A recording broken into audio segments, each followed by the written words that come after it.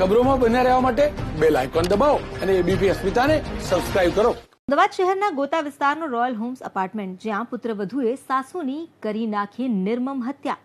10 મહિના પહેલા જ અગ્રવાલ પરિવારમાં પુત્રવધુ બનીને આવેલી નિકિતાને તેની સાસુ રેખાબેન સાથે અવારનવાર ઝઘડો થતો.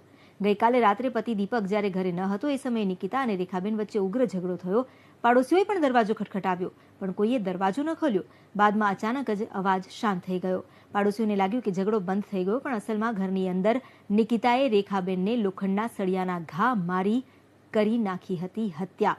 એટલું જ નહીં, પુરાવાનો નાશ કરવા નિકિતાએ તો સાસુની લાશને સળગાવવાનો પણ પ્રયાસ કર્યો, જેમાં તેના હાથ પણ દાઝ્યા. આ સમયે પતિ ઘરે આવતા રૂમ અંદરથી લોક થઈ ગયો હોવાનું કહી નિકિતાએ 2.5 કલાક સુધી તો દરવાજો જ ન ખોલ્યો. અંતે સીડીના સહારે પતિએ ઘરમાં પ્રવેશ કર્યો અને માની લોહીલુહાણ હાલતમાં લાશ જોતા જ આખો મામલો સમજાયો.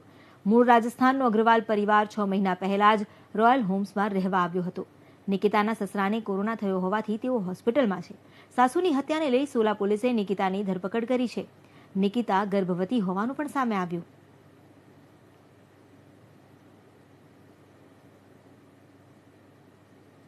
રોયલ હોમ્સ જે ગોતા બ્રિજની બાજુમાં આવેલું છે, રોયલ હોમ્સ ફ્લેટના B103 બ્લોકમાં રેખાબેન રામનિવાસ અગ્રવાલ નામની મહિલા, જેમની ઉંમર 52 વર્ષ છે, એમની હત્યા થયેલી છે. અને આ સમગ્ર હત્યા એના પોતાના દીકરાની વહુ દ્વારા કરવામાં આવેલ છે. હત્યાનું મૂળ કારણ સાસુ વહુનો ઝઘડો છે. આ ઝઘડાનું ઉગ્ર સ્વરૂપ ધારણ કરેલું